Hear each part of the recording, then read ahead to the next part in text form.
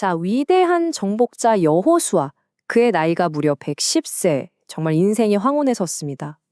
한 시대가 이렇게 저물어가는 바로 그 순간에 그 사람은 과연 무엇을 가장 중요하게 생각했을까요? 오늘 우리가 함께 여호수아서의 마지막 장들을 좀 들여다보려고 하는데요. 한 사람의 그 굳건한 믿음이 어떻게 다음 세대를 위한 영원한 유산으로 남게 되는지 그 비결을 한번 파헤쳐 보겠습니다. 우리 같이 이 질문에 대한 답을 한번 찾아가 볼까요? 한번 생각해 보세요. 수많은 전쟁을 다 승리로 이끌고 드디어 약속의 땅을 분배한 여호수아잖아요. 그런 그가 인생의 정말 마지막 순간에 백성들 마음속에 딱 하나만 새겨주고 싶었다면 그게 과연 뭘까요? 정말 궁금하지 않으세요? 자, 드디어 길고 길었던 정복 전쟁이 끝났습니다. 이제 평화만 남았나 싶었죠. 그런데 웬걸요? 이스라엘 공동체가 정말 예상치도 못했던 내비 분열이라는 시험대에 딱 오르게 됩니다. 이 사건이 어떻게 시작되냐면요. 바로 요단강 동쪽 지파들이 자기네 집으로 돌아가면서부터 시작돼요. 여호수아가 그동안 함께 싸워준 이 동쪽 지파들을 축복하면서 이제 집으로 돌려보내거든요. 근데 그냥 보내는 게 아니에요. 마지막 당부가 아주 명확했습니다. 여러분, 전쟁은 끝났습니다. 하지만 하나님의 율법에 대한 순종은 바로 지금부터가 진짜 시작입니다. 이 말을 한 거죠. 그러니까 약속의 땅을 얻는 것보다 그 땅에서 하나님 말씀대로 살아내는 게 훨씬 더 중요한 싸움이라는 걸 그걸 콕 집어서 강조한 거예요. 그런데 문제가 터집니다. 집으로 돌아가던 이 지파들이 요단 강가에다가 엄청나게 큰 제단을 하나 쌓은 거예요. 이 소식을 들은 나머지 지파들이 그야말로 분노에 휩싸입니다. 이게 뭐야? 하나님을 향한 반역 아니야? 이렇게 완전히 오해를 한 거죠. 하지만 사실 그 제단에 담긴 진짜 의미는 정반대였어요.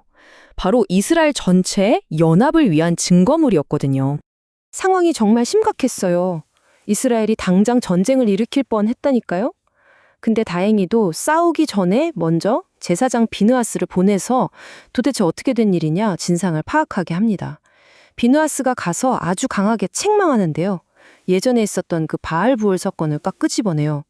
한 집단의 죄 때문에 우리 공동체 전체가 하나님의 진노를 살 수 있다, 이거죠. 한 사람, 한 그룹의 불순종이 얼마나 무서운 결과를 가져오는지 그 언약의 원리가 여기서 다시 한번 드러나는 거예요. 정말 다행히도 오해가 풀립니다. 동쪽 지파들이 자기들 진심을 털어놓거든요. 아니, 이건 제사 드리려고 만든 게 아닙니다. 그럼 왜 만들었냐?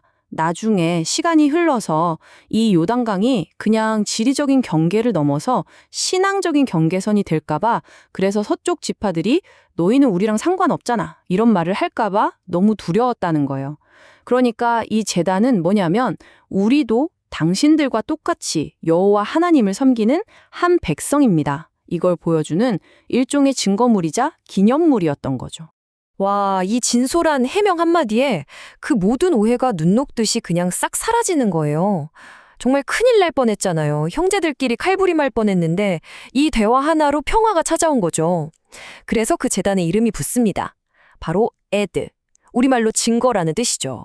여호와께서 우리 모두의 하나님이시라는 사실을 증거하는 정말 아름다운 상징으로 남게 된 겁니다. 자, 이제 23장으로 넘어갑니다. 시간이 좀 흘렀어요. 여호수아가 이스라엘의 모든 지도자들을 싹 불러 모읍니다. 이게 바로 그의 첫 번째 고별 설교인데요. 한번 생각해 보세요. 평생을 하나님과 함께 싸워온 이 노장이 남기는 마지막 말이잖아요. 이건 그냥 설교가 아니라 거의 유언과도 같은 지혜가 담겨 있는 거죠.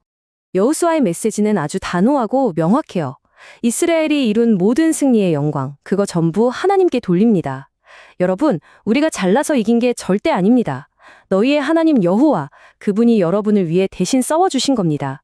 이 사실을 잊어버리는 순간 바로 교만이 싹트고 타락이 시작된다는 걸 그는 정말 뼈저리게 알고 있었던 거죠. 그래서 앞으로 이 백성들이 살아남기 위해서 딱 두 가지 절대적인 지침을 남깁니다. 첫 번째는 뭐냐? 모세의 율법을 어떤 상황에서든 꽉 붙들고 절대로 오른쪽으로든 왼쪽으로든 치우치지 말라는 거예요. 그리고 두 번째, 아직 가나안 땅에 남아있는 그 이방 민족들하고 절대 섞이지 말고 그들의 우상도 섬기지 말라는 거죠. 이 두 가지는요, 그냥 권면이 아니었어요. 생존을 위한 타협할 수 없는 명령이었습니다. 이 경고, 정말 무섭습니다. 만약에 너희가 이방 문화나 신앙하고 타협하는 순간 바로 그들이 너희 옆구리를 찌르는 채찍이 되고 눈에 박힌 가시가 될 거라고 말해요. 결국에는 너희를 멸망으로 끌고 가는 올무와 덫이 될 거라는 거죠. 와, 하나님이 주신 그 엄청난 축복이 한순간의 타협으로 끔찍한 저주로 바뀔 수 있다는 정말 무서운 선언이에요. 그리고 마침내 여호수아가 자기 인생 전체를 걸고 이렇게 증언합니다. 여러분, 여러분의 마음과 영혼이 다 알지 않습니까? 하나님께서 약속하신 그 모든 선한 말씀 중에 단 하나라도 틀린 게 있었습니까? 하나도 땅에 떨어진 것 없이 전부 다 이루어졌습니다. 이야, 이건 그냥 늙은 지도자의 추억 이야기가 아니에요. 살아계신 하나님의 그 신실하심을 온몸으로 외치는 그런 살아있는 증언인 거죠.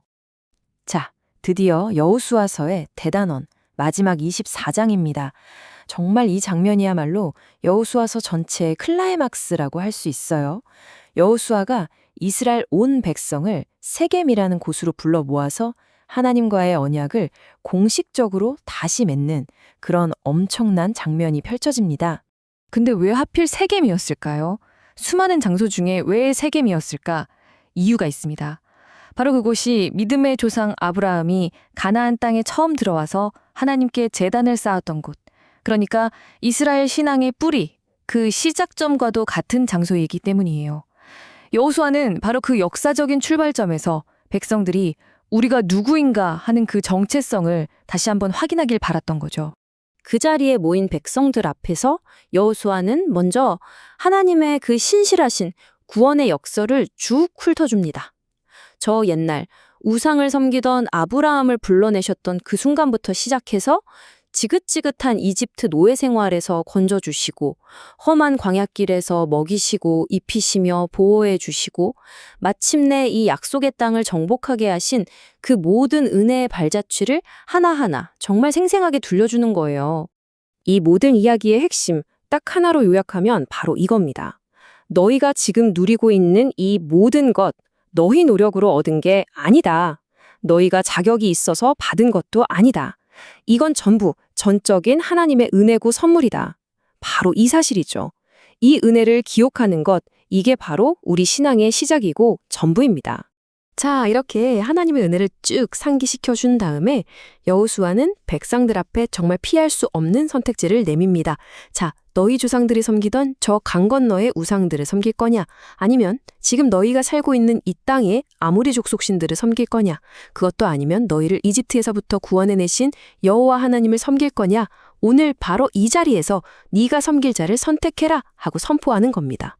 그런데 놀라운 건 여호수아는 백성들이 뭐라고 대답할지 기다리지도 않아요. 먼저 자기 자신의 결단을 딱 선포해버립니다. 아마 성경 전체를 통틀어서 가장 위대한 신앙 고백 중 하나가 아닐까 싶은데요. 다른 사람은 어떻게 하든 상관없다. 오직 나와 내 집은 여호와만을 섬기겠다. 야, 이게 진짜 리더십이죠. 한 지도자가 보여줄 수 있는 가장 강력한 모습입니다. 여호수아의 이 결단에 백성들도 마음이 움직였나 봐요. 다 같이 한 목소리로 외칩니다. 아닙니다. 우리도 여호와를 섬기겠습니다. 그런데 여호수아가 그 고백을 그냥 오케이 하고 받아주질 않아요. 오히려 너희들 그 말에 책임질 수 있냐? 우리 하나님은 거룩하시고 질투하시는 분이라서 배신을 용납하지 않으신다 하면서 그들의 결단이 얼마나 무거운 책임감을 동반하는지를 다시 한번 깨닫게 해줍니다. 백성들이 몇 번이고 다시 결단하는 걸 확인하고 나서야 여호수아는 비로소 그들과 언약을 맺습니다. 그리고 그 증거로 커다란 돌을 하나 딱 세우죠. 이 돌이 뭐냐? 바로 그날 그 자리에서 맺은 언약을 영원히 기억하게 할 증인이라는 거예요. 참 지혜롭죠? 눈에 보이는 증거물을 통해서 눈에 보이지 않는 약속을 대대로 기억하게 만드는 겁니다. 자, 이렇게 여호수아의 길고 위대한 사명은 끝이 납니다. 그가 남긴 이 마지막 모습, 이 유산이 오늘을 살아가는 우리에게는 과연 무엇을 말해주고 있을까요? 여호수아의 마지막 행적을 보니까 우리에게 딱 4가지 중요한 유산이 남는 것 같아요. 첫째는 연합입니다. 오해가 생겼을 때 성급하게 판단하기보다 먼저 소통해서 공동체를 지키는 지혜죠. 둘째는 순종.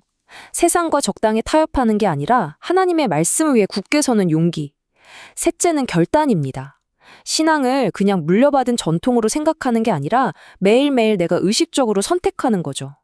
그리고 마지막으로 이 모든 게 합쳐진 신실한 삶. 바로 그 삶 자체가 우리 다음 세대에게 물려줄 수 있는 가장 위대한 유산이 된다는 사실입니다.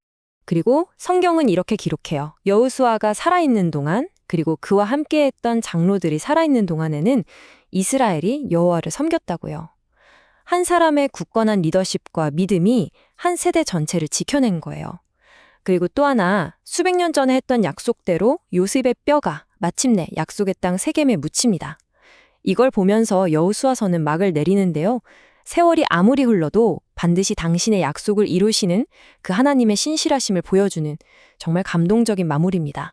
수천 년 전 그 세겜 땅에 울려 퍼졌던 여호수아의 질문. 너희가 섬길 자를 오늘 택하라. 그 질문이 시간을 훌쩍 뛰어넘어서 오늘 우리에게도 똑같이 들려오는 것 같습니다. 세상의 수많은 가치와 우상들 앞에서 오늘 당신과 당신의 집은 누구를 섬기기로 선택하시겠습니까?